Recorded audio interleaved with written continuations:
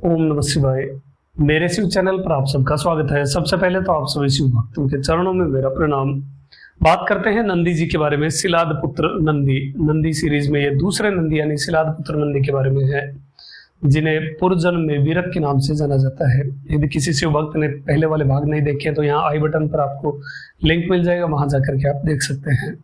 इससे पिछले वाले भाग में हमने जाना था कैसे नंदी जी ने तपस्या करी थी। अब भगवान से उनके समक्ष प्रकट हुए तो नंदी जी ने भगवान की स्तुति की। वो दिव्य स्तोत्र भी इससे पिछले वाले भाग में मैंने आपको बताया था, जिसे प्रातःकाल सैया पर ही बैठ करके अपने बिस्तर पर ही आप बैठ करके उसका पाठ कर सकते हैं, जो शिव कृपा प्राप्ति कराने वाला स्तोत्र है।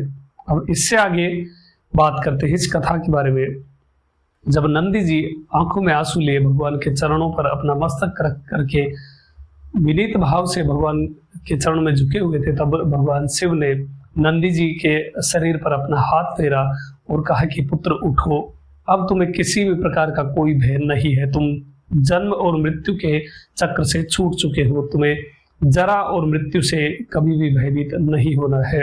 मैंने तुम्हारी भक्ति को जान लिया है।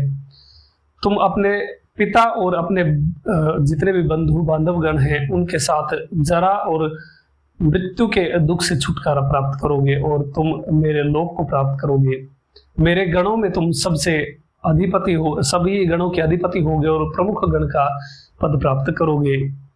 जो कोई भी तुम पर प्रीति रखते थे, जो तुम्हें प्रेम से देखते थे या फिर तुम्हें प्रेम करते थे, ऐसे तुम्हारे जितने भी बंधु बांधव हैं, जो भी परिवार के गण हैं, वो सभी मेरे लोक को प्राप्त करेंगे और सभी के सभी मृत्यु और जरा से मुक्त होंगे।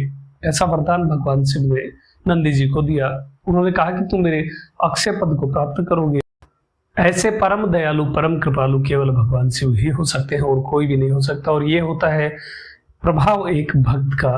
न केवल नंदी जी का उद्धार हुआ, अपितु उन्होंने अपने तप के प्रभाव से, भगवान की भक्ति के प्रभाव से अपने बंधु बांधवों का और अपने पिता का भी उद्धार किया। नंदी जी के साथ ही उनके परिवार वाले भी सभी मृत्यु और जरा के दुख से मुक्त हो गए और सभी को भगवान ने अपने लोक में स्थान दिया। इसके बाद भगवान शिव ने एक दिव्य कमल पुष्पों से सुशोभित माला नंदी जी को पहनाई। उस माला को पहन करके नंदी जी बहुत सुशोभित हुए और उसके साथ ही वो 10 भुजाओं से युक्त हो गए, त्रिनेत्र हो गए और स्वयं श्री से युक्त होते हुए दूसरे महादेव की तरह वो लगने लग गए थे। उन नंदी जी को अपने हाथों से पकड़ करके भगवान शिव ने कहा कि अब पुत्र तुम कहो, मैं और क्या क्या वरदान तुम्हें दूं। अब नंदी जी कुछ बोल पाते उससे पहले ही भगवान शिव ने कहा कि जिस स्थान पर तुमने उत्कट ये बहुत दुष्कर तप किया है वो जापेश्वर नाम से प्रसिद्ध है। यहाँ पर सिद्ध चारण और अप्सराएं रहती है। इस क्षेत्र का परिमाण चारों ओर 1-1 योजन का है।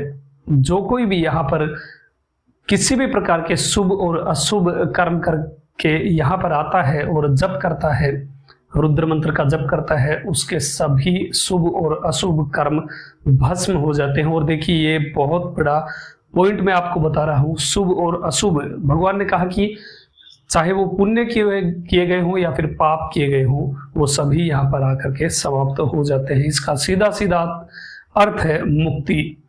क्योंकि देखिए यदि आप पुण्य करेंगे तो आपको स्वर्ग मिलेगा, ऐश्वर्य मिलेगा, वो सब चीजें हैं, किंतु उनकी एक वैलिडिटी होती है। वो जैसे ही आप की समाप्त हुई आपको पुनः जन्म लेना पड़ेगा। पाप आपने किए तो आपको नरक मिलेगा, वहां पे जितने भी आपको दुख भोगने हैं वो सब आप भोगेंगे। उसके बाद पुनः आपका जन्म होगा, किसी भी योनि में हो लेकिन आपको जन्म लेना पड़ेगा। यानी ये हो गया जन्म मरण का चक्र। पुण्य भी आपको मुक्ति नहीं दिलाते हैं। मुक्ति केवल एक ही दिला सकते हैं और वो है भगवान शिव। और उन्होंने साफ साफ कहा कि इस स्थान पर जो कोई आकर के जप करता है या इस स्थान पर आकर कोई लिंगम पूजन करता है, भगवान शिव का पूजन अर्चन करता है, उसके सारे शुभ और अशुभ कर्म समाप्त हो जाते हैं। और कर्म समाप्त जहां होते हैं वहां सीधा आपको मुक्ति प्राप्त होती है। तो ये बहुत इंपॉर्टेंट स्थान है और ये अभी बताऊंगा अभी कहाँ पर है। भगवान ने कहा कि इस स्थान पर आने वाला कोई भी यदि जप करता है तो वो रुद्र यानी स्वयं महादेव के साथ समता प्राप्त करता है। उसे दिव्य ऐश्वर्यता भी प्राप्त होती है और वो चाहे कहीं भी जाकर के मरे, यहाँ पर जप करने के बाद मान लीजिए वो कहीं दूसरे स्थान पर निकल गया वो भक्त और वहां दूसरे स्थान पर उसकी मृत्यु होती है, यहाँ पर आने के बाद तो भी उसे शिवलोक प्राप्त होगा। इतना इंपॉर्टेंट ये स्थान है। इसके बाद भगवान शिव ने वहां पर शुद्ध निर्मल अभिमंत्रित जल को ग्रहण किया और उसी समय एक महानदी का प्राकट्य हुआ जो हंसों से युक्त थी।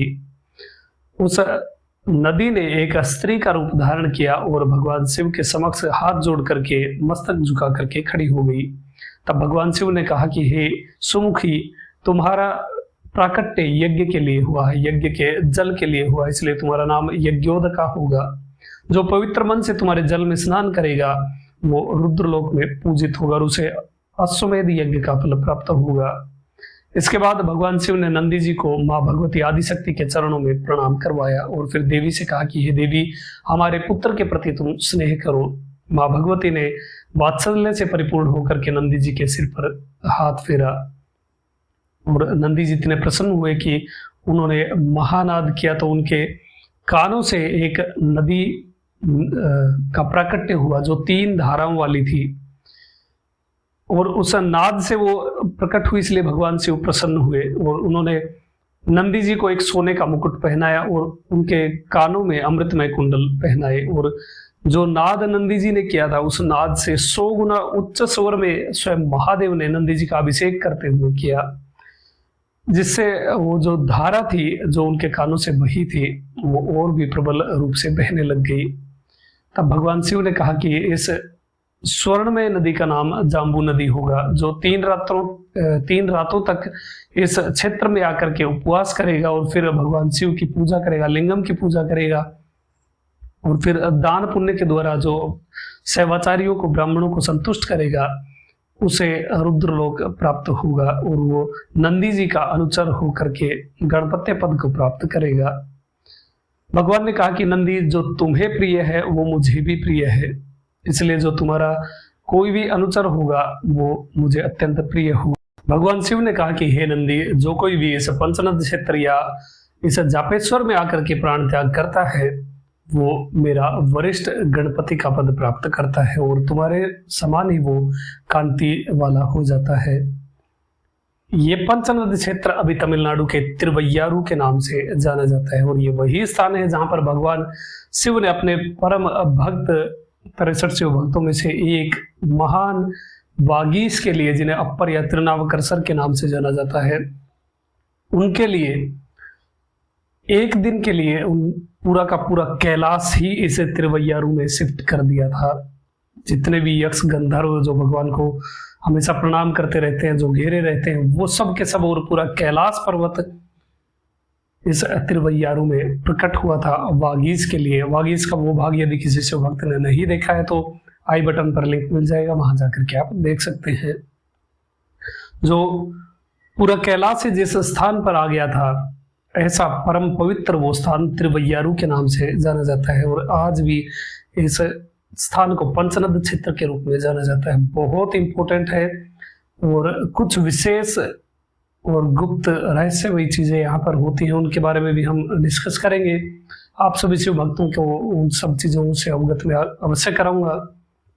इस स्थान पर यदि आपको जाने का अवसर मिले तो आप अवश्य ही जाएं, क्योंकि बहुत दिव्य ये स्थान है। यहाँ पर महान शैवाचार्य, महान शिव भक्त वागीश हुए, जिनको साक्षात कैलाश का ही दर्शन हुआ था। स्वयं भगवान शिव ने अपने हाथों से नंदी जी का अभिषेक किया और एक सेनापति के रूप में नंदी जी को नियुक्त किया। लेकिन ये नियुक्ति क्या थी और क्या परमिशंस, कितनी चीजें नंदी जी को सौंपी गई, क्या क्या कर्तव्य, क्या क्या जिम्मेदारियां भगवान शिव ने सौंपी और इससे आगे क्या विशेष हुआ, भगवान शिव के कितने महान गण और कैसे कैसे गण वहां उस उत्सव में अब भगवान ने उनको बुलाया, वो सब चीजें हम जानेंगे। और वो कैसे कैसे दिखते थे, क्या उनके वाहन थे, कैसी उनकी आकृतियां थी, इन सब के बारे में बहुत डिटेल से अगला भाग इसका आएगा। उसके बाद फिर हम जानेंगे कैसे नंदी जी का विवाह हुआ और नंदी जी का एक बहुत ही गुप्त रूप में आप सभी शिव भक्तों को अवश्य ही दिखाऊंगा इसी सीरीज में। तो अभी तक के लिए इतना ही। आपका दिन शुभ हो, महादेव कृपा करे। अरुणाचल शिव। ओम नमः शिवाय।